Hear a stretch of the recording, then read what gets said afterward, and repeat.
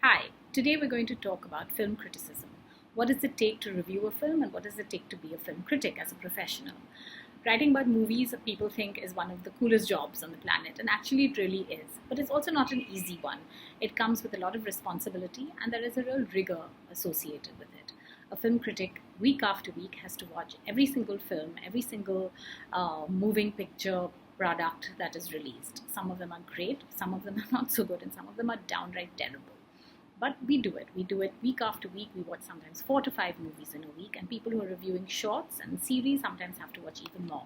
Imagine that you get to see a series before it's released to the world, but you also have a very tight deadline, and you have to binge watch a show, 10 episodes maybe of 45 minutes each in 48 hours, and turn around 1,000-word analytical piece about the same.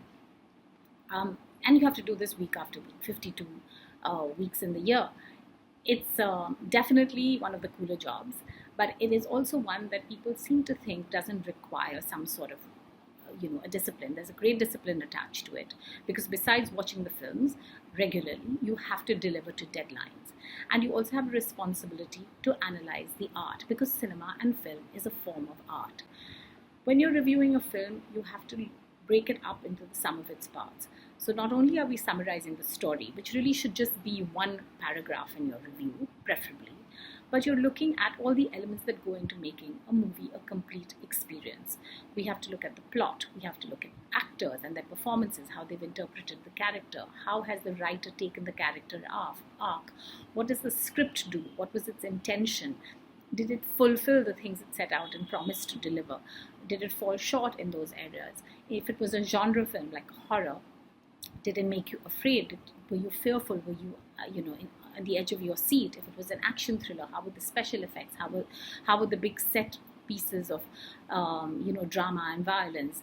Did the film make you feel something? Were you overjoyed? Were you sad? Did you cry? Were you bored? Were you anxious? Were you, nervous? Were you uncomfortable? Because discomfort is also a very interesting emotion. To feel discomfort doesn't necessarily mean that the film has failed. Sometimes it could mean that the film has actually succeeded because it's made you feel something that you were trying to suppress.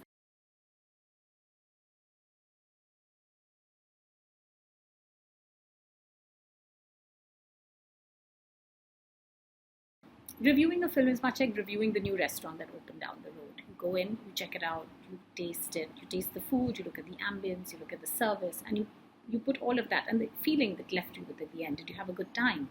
Was it a place you'd go back to? And then comes the rating. The ratings are a very contentious issue these days. Roger Ebert and Gene Siskel, who are amongst the most famous reviewing duo of all time, had developed a system where they just would give a thumbs up or a thumbs down. Some publications opt for star ratings up to 5. Others have come up with, like a tomato meter, and so on and so forth. There are publications now that increasingly believe that there should not be any review ratings for film or for any work of art.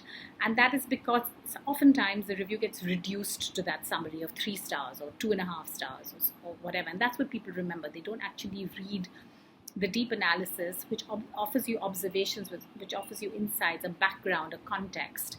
And that's very valuable. It takes you deeper into the ideas behind the film, into the crafting of the film, into what it's achieved maybe technically, how this has been path-breaking. And it's very important to realize that, therefore, just summarizing movie and saying this was the story, this happened, and Salman Khan was great, is not a film critique. That is just a review, or that's just something you share with your friends.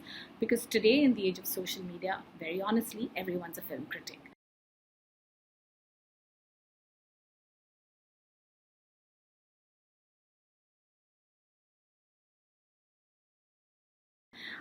But everyone is not necessarily a professional film critic. And that's where discipline and rigor come in.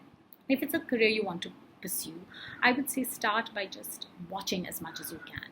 Watch films from all over the world. Watch films in every format that's possible. Watch experimental films, animated movies, feature films, shorts, web series.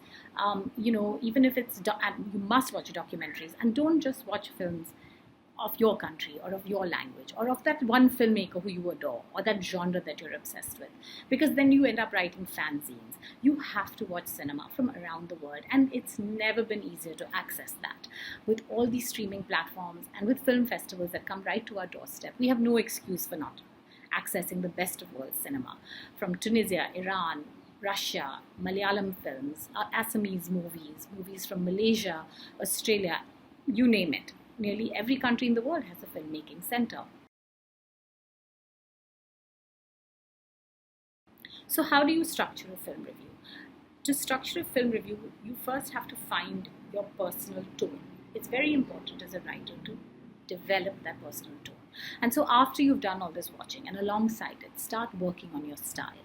Start working on your personal tone, and make sure that at the end of every viewing experience, you have an opinion. And it's important to deliver that opinion and observation with confidence, because sometimes people will agree with you and oftentimes people won't. But as long as you have something to back that up with, you're fine. You have to be willing to let your emotions come into that viewing experience. And once it has, it may find its way into the way you write your review. So start off with the idea of what your headline might be. Maybe begin with a little bit of a 2-line introduction into where you think this review is going to take the reader. Put a little bit in about the plot. Then add some observations about the crafting, the characters, the way it made you feel, maybe a little background to the story, the writing, and then summarize it in the end with your takeaway. What was your final observation and conclusion about this film? And it's always helpful to be able to not be completely pedantic, but also to be able to leave the reader with an idea of whether this is a film they should watch or not watch.